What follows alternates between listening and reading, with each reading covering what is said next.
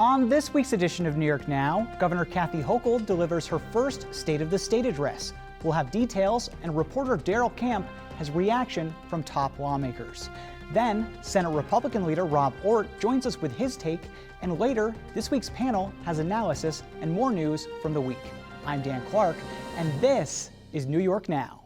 Today, the Senate majority will pass legislation. I will fight like hell for you every single day, like I've always done and always will. Passing these bills on the floor, making yet another stand. Welcome to this week's edition of New York Now. I'm Dan Clark. What is the state of our state? That was the question this week for Governor Kathy Hochul when she delivered her first State of the State address in Albany. It was a historic moment for the state of New York. After 200 years of men serving as governor and 100 years of those men delivering the State of the State in Albany, Kathy Hochul became the first woman to deliver the address in New York history. The speech was about 34 minutes and touched on some top issues facing New Yorkers today: crime, cost of living, housing, and a lot more. Take a look.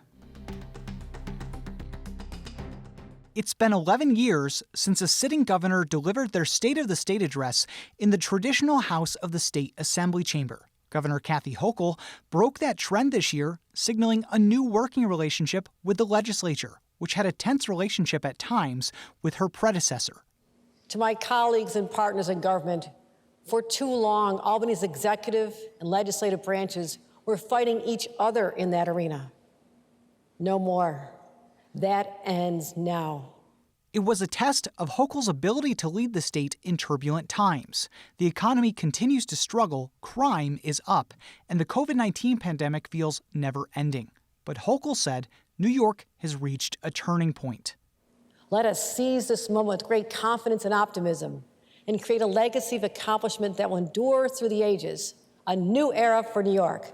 On crime, Hochul handed a win to criminal justice advocates, throwing her support behind the so-called Clean Slate bill. That would clear the criminal records of those who've served their sentence after a waiting period. At the same time, she pledged to boost funding and resources for members of law enforcement to reduce violence and gun crime. Meanwhile, we'll triple the resources for both our gun tracing efforts as well as for successful community-based programs. Hochul also proposed new tax relief for middle-income New Yorkers and the state's economy. $100 million would go to small businesses, while a $1 billion property tax rebate would help homeowners. And she wants the state to speed up tax cuts for middle-income earners, currently scheduled to be fully implemented in 2025. That means more than 6 million middle-class taxpayers will get more money in their pockets sooner, at a time when inflation is robbing them of any gains in income. She also made some major commitments on the environment and housing. She said New York should move toward more renewable energy powering buildings and invest in climate-resilient infrastructure, plus a new $500 million investment in offshore wind energy to help combat the climate crisis. This is a threat to our way of life, here and now, and that's why we must and we will implement an ambitious agenda to meet this moment. On housing, Hochul wants a 5-year plan to invest $25 billion in affordable and sustainable housing. That would be targeted at providing more housing options for low-income New Yorkers and the homeless. We need to focus on addressing the root cause of homelessness: unmet mental health needs, poverty, addiction, and housing insecurity. Every New Yorker deserves access to affordable housing, whether they're at the risk of homelessness or simply struggle to pay the rent on time each month. And on ethics, Hochul released a new plan aimed at restoring trust in government. She proposed new term limits for statewide elected officials, the governor, LG, state controller, and state AG, and also a new plan for JCOPE, the state's ethics agency. Good government groups say JCOPE isn't truly independent because the agency's members are appointed by lawmakers and the governor. Hochul said she would replace it with a new panel made up of deans from the state's law schools. I will introduce legislation to replace that commission with a new ethics enforcement watchdog, one with real teeth, one that answers to New Yorkers and not politicians. But for critics of Hochul's speech, it's not what she said, it's what she left out. Congressman Lee Zeldin, a Republican who's considered the party's presumptive nominee for governor, said she didn't come out strong enough in support of law enforcement. While listening to Kathy Hochul's State of the State, you were probably wondering, where was her plan to truly tackle rising crime in New York? Where was her workable plan to keep our communities safe? Amidst rising crime numbers in New York City, Rochester, and elsewhere, where was her unequivocal support for our men and women in blue? State Republican Chair Nick Langworthy, meanwhile, said Hochul's address failed to provide a clear strategy to improve the state as a whole and stop New Yorkers from moving out. Data recently released from the U.S. Census Bureau shows that New York currently leads the nation in population decline. There is no vision in this state. To fix New York, we need a fresh start. We need to take a bottle of bleach to the halls of Albany and clean house.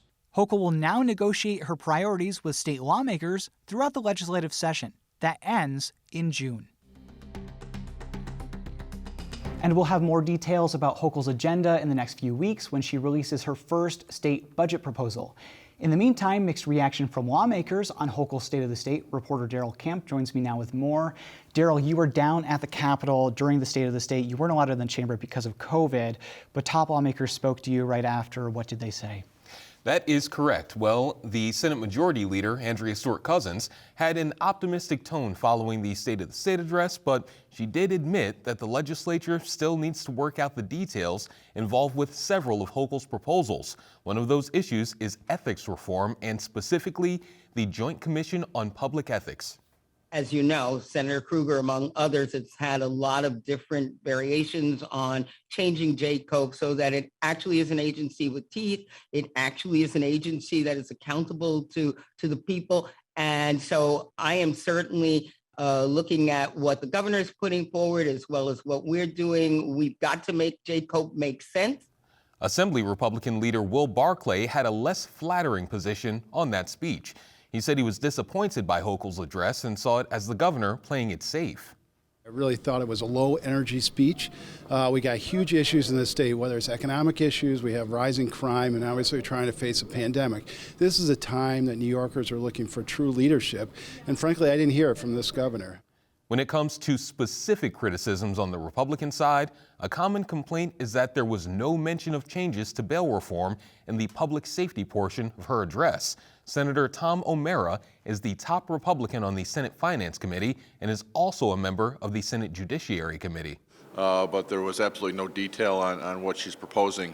You know, it still sounds like a lot of coddling of criminals, even though it's very vague and soft language she's using. We'll see what comes out in her budget address and what those details are. Governor Hochul also announced that the state would create a tax credit for overtime paid to farm workers. That comes as a reduction of the overtime threshold to 40 hours from the current 60 is under consideration.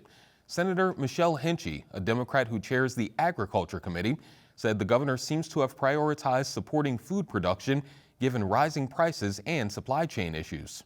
Because what we need to do is really support farmers. If farmers could pay people 40 hours in overtime, they'd be doing that. The problem is we have not invested in them to date. New York State farmers are not the ones who are getting federal subsidies. However, both Democrats and Republicans seem to be waiting for the details of the governor's budget proposal before drawing conclusions on a number of issues. All right. Thank you, Daryl. Thank you for being down there on Wednesday. Really appreciate it. So the State of the State is usually seen as a baseline for that year's legislative session, how it's going to go, and it gives lawmakers the chance to set their own agenda on both sides of the aisle. I spoke this week with Senate Republican leader Rob Ortt for his take on the new session and Hochul's State of the State. Senate Republican leader Rob Ortt, thank you so much for being here. Thank you very much, Dan. Good to see you, and Happy New Year to you. Good to see you too. So we're talking a day after the governor's State of the State speech. Let's start there. Let's start broad. What did you think of the speech? It was about 40 minutes or so of the governor's priorities for the year. I'm sure that you have a few that stood out. Yeah, so it was very different. It was in the Assembly chamber. You know, a lot of these speeches, Dan, as you know, and this is not really even a criticism, but they're sort of high on platitudes, but the substance always kind of remains to be seen, right? That's sort of, they're bold visions, but not always a lot of details. And of course, that's where a lot of the rubber meets the road when it comes to these things. There were some things she mentioned that I thought it was good to hear them either recognized or at least given some kind of shrift in the speech. So she talked about the exodus of people from New York. And I think that was important. Our conference has talked about this for many years because we see it as a sign that the policies we're putting forward are not working if it's chasing people away. There was not a lot in there about how we correct it, but at least she took the first step. The first step admitting you have a problem, right? So she talked about that. She talked about she in her. I don't remember if she addressed it, but in her book, in the State of the State address that we were provided, she does talk about an expansion of the Joseph P. Dwyer program, which is certainly something our conference has supported. I think I'm grateful that she's not going to use veterans and veterans mental health as a bargaining chip. And so if it's not expanded, that's going to be on the Senate Democrats and Assembly Democrats to explain why, because she included it in there, which I think is a good thing. She proposed a middle class tax cut. So I was happy to hear that. Those were some of the good things that I was happy to hear her talk about. Obviously, there were other aspects that were more concerning, but I'm sure we'll chat about that as well. Yeah, let's get right into that. So one thing that she did not mention at all she did mention the spike in crime. I should say that she did mention that, Yep. But she did not mention bail reform, which seems to be on cue right now for some changes again this year. Democrats still control the state legislature, so it's unlikely they're going to repeal the bail reform law altogether. I know that's what you would support. If we're not going to repeal it, but there are going to be changes, what would you like to see? I think that your conference and the Assembly Republicans and the state Republican Party have really changed the narrative on this to something from what we had as cash bail before, but now what changes would happen to the new law. And it's really confusing. This law is confusing to begin with. So where should we end up after all of this, in your opinion? Sure. Well, I appreciate the point that you make, that it's confusing. I think it's confusing to a lot of people because most people, they're not criminals. They're not police officers. They're not district attorneys. They're not in the criminal justice system. So I think for a lot of folks, this was a foreign concept. The fact was we had a system where you had bail. And the real impetus behind bail, as you and a lot of other people will tell you, is that that it was really designed to make sure that somebody came back to court. So the Democrats made wholesale changes, but they also got rid of what we call judicial discretion. In other words, other states also have cashless bail, or they have certain crimes that are bail eligible. But they leave it to the judge to determine things like, is this person a threat to themselves? Are they a danger to the community? Is this the third arrest in the last 5 days of this individual? Because if it is, maybe this person needs to be held without bail, or maybe there needs to be a significant bail put on them because there clearly is a larger problem here. This wasn't a one-time sort of offense. And of course, yesterday, the same day that she's delivering the State of the State, the Manhattan DA comes out with a memo, a slew of crimes that he's either not going to prosecute or not going to prosecute very hard. And again, it shows that there are those, including my colleague, Majority Leader Stewart Cousins. She said there will be no changes to, from her standpoint, there's going to be no changes, no appetite for changes to the cashless bail. And I think that shows you where some on the far left are, that they don't want to see any changes to this. But as you have pointed out, we're going to continue to make this a major issue. It's a concern for us. I think it's a concern for a lot of New Yorkers. And I think New Yorkers need to be educated. They're seeing an uptick in crime. We believe this is a key component as to why that's happening. So there is a proposal, and I think you touched on it a little bit, from the chiefs of police where cash bail would be eliminated altogether. So no more cash bail, no more having to pay money to come back to court. But then they would replace that with some heightened judicial discretion. We don't really know exactly what judges would base that discretion on, whether there are certain factors or whatever along those lines. Is that a proposal that you would support, or do you think there needs to remain some level of cash bail there? That is certainly a change that I think anything that returns judicial discretion would be something that would interest our conference. Now, again, we're sort of negotiating in reverse, or we're sort of going about this in reverse. This is the kind of discussion that really we felt should have happened at the outset. And I can't help but believe that it's the largest reason it's happening right now. This discussion is what the election results that you saw, particularly on Long Island and in other parts of New York, around this issue. I'm doubting the efficacy of what we've seen here in New York. And I think one of those areas certainly would be to return judicial discretion And that really, I think, is the issue behind this, is we're trying to protect the public. We're not trying, there's obviously a concern for anybody in the justice system, innocent until proven guilty, and obviously they have rights. But those rights can't supersede, they have to be at least equal, but they cannot supersede the rights of the public to safety, whether it's a police officer, a prosecutor, a judge. They have an obligation. We as elected leaders have an obligation to protect people. And I don't believe this law is doing that. I think it's doing the opposite. Before I let you go, we touched on it a little bit, but the mass exodus of New York, we have the highest population decline in the country right now, year over year in New York. It's not really a surprise to people that follow politics and government here in New York. In your opinion, how could we stop that? We do have some proposals like those tax cuts that the governor mentioned yesterday that obviously helps, but we're seeing people just leave in droves. And we have seen tax cuts in New York in the last few years, and that seems to have not really slowed the trend. So what can we do to stop that from your view? Yeah, so obviously our conference has always supported less taxes, but I think it's gotten to the point where just a little tax cut very often doesn't offset the significantly other high, New York's a high cost state. I mean, even by almost any metric, in some cases, in large cases, driven by policies that come out of Albany. And so while there's taxes, then there's sort of those hidden costs. And then you factor in crime right now that's going on. You factor in the pandemic. New York City is a densely populated place. And I think there's a lot of people, between the cost of an apartment in Brooklyn, between the high density that you're living in and with COVID, between the crime, we have to take a long, hard look and realize people are mobile today, and people are more mobile than ever, and they're going to go where opportunity and where their dollar goes further and where they have more freedom and opportunity to fulfill their potential. And right now, and for the last several years, that is not in New York, and that is a real issue I think that we have to tackle going forward as elected leaders. All right, a really exciting year ahead in Albany. I'm excited to see what happens in the next few months, but we'll leave it there. Senate Republican leader Rob Ortt, thank you so much. Dan, thank you very much for having me. And we'll be having the other leaders from the legislature on the show here as soon as we can get them scheduled. So let's get into it now with this week's panel. Karen DeWitt is from New York State Public Radio. John Campbell is from Gothamist and WNYC. I'm so happy to say that. I know, and welcome to the public broadcasting world. We're thrilled. All public media roundtable. Look at this. Of course, I know. Yes. An all public media show this week. Very fun. So we're talking about State of the State and a few other things. John, what was your reaction to it? It was Kathy Hochul's first State of the State, maybe her last State of the State.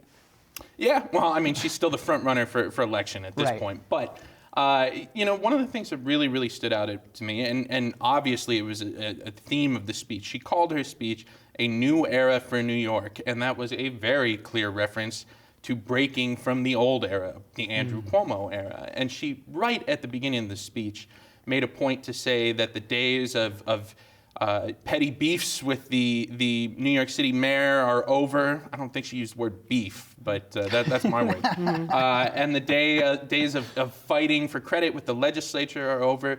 That was meant to be a very clean break from Andrew Cuomo, and she never explicitly mentioned his name, but the implicit mention was there. But you also, this was very much a Kathy Hochul speech, not what we've been used to for the last 10 years. It was pretty brief. It was about 33 minutes or so, and there weren't these like big headline grabbing proposals that Andrew Cuomo used to try to do. I remember back to a huge convention center in Queens that he wanted to build. That was one of his headline proposals that never ended up happening. But, this was a more realistic, smaller agenda, I think, than what we've seen in years past. But it was, very Kathy Hochul. She made it her own. I don't buy just yet that the beef between the governor and the mayor is all fresh and new and everything's going to be great, because Eric Adams is such a strong personality. Well, probably not, but I think what she's saying, she's not deliberately going to pick fights like her predecessor did all the time. So Karen, what was your reaction to this? Well, I was the pool reporter inside the chamber. John and I drew lots, and I lost.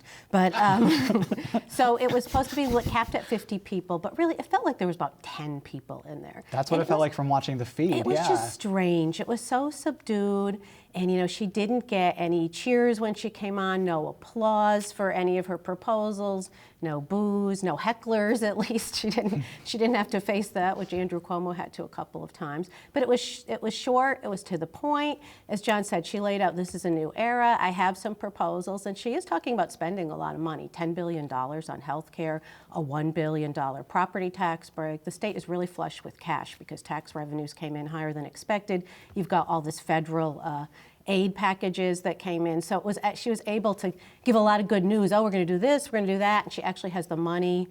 Previous governors came in and there was, a $10 billion spending gap, and they'd have to, have austerity measures and, tax increases. So I think she got the benefit of that. But I think it was a little bit of a shame that this is the first woman governor, her first state of the state. And she didn't get any applause, she didn't get any credit, but, she just had to talk to the camera and talk to the people in New York. Right, a lot of people had called the speech low energy, including Assembly Republican leader Will Barclay that we just heard from on the show from Daryl's reporting.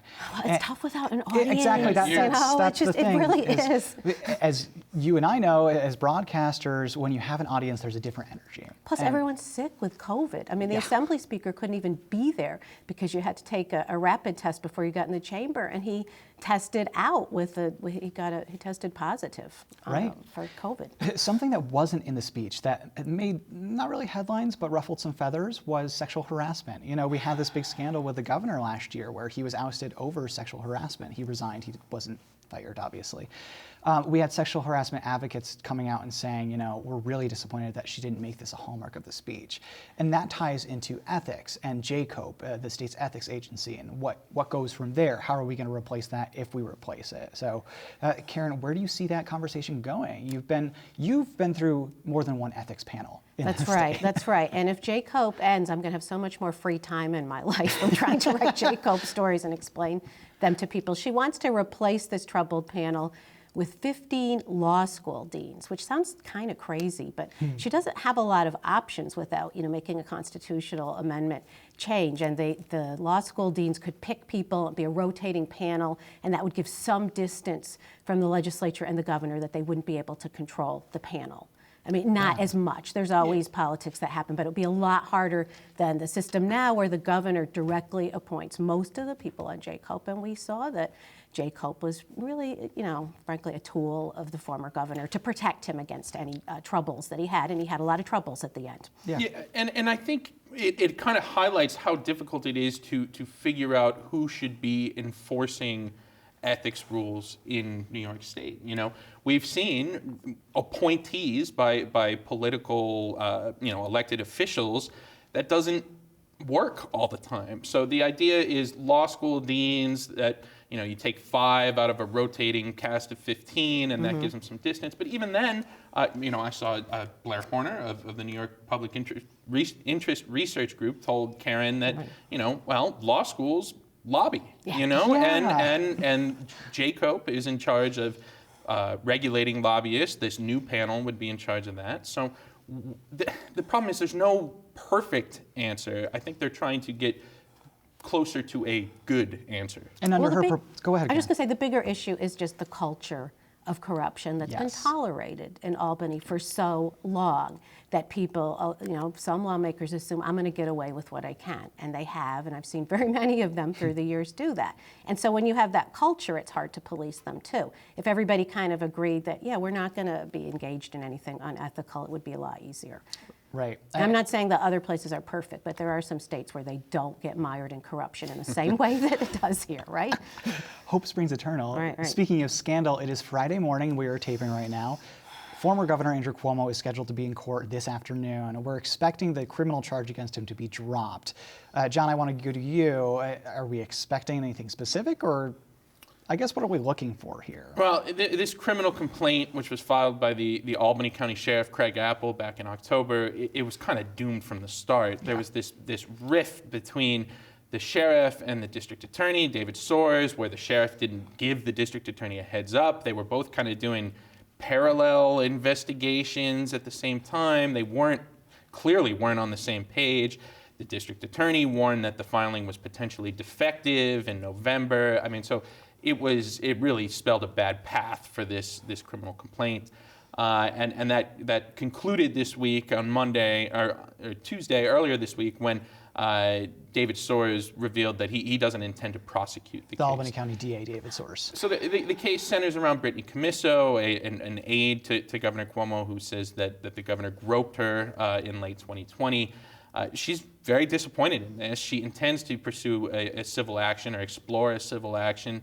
That may be where we see this case go. And Soares did say that he found her allegations credible, but he didn't think there would be enough evidence to go to trial, which has also raised some questions. And certainly, again, you mentioned the sexual harassment, anti-sexual harassment groups in the legislature, and Cuomo's alleged victims are all saying, well, why? Other crimes get prosecuted, with a small amount of evidence. Why are they pulling back from this one? Exactly. It's going to be an interesting case to watch today. We'll have the latest up on our website, obviously, when that happens this afternoon, by the time this show airs, actually. So we'll leave it there. Karen DeWitt from New York State Public Radio, Sean Campbell from WNYC and Gothamist. I'm not going to get tired of saying that. Thank you both so much. And if you missed the State of the State this week, we have the full speech up on our website. That's at nynow.org. We'll leave it on the homepage for the weekend so you can jump right to it whenever you want to see it. In the meantime, we'll see you back here next week. Thanks for watching this week's New York Now. Have a great week and be well.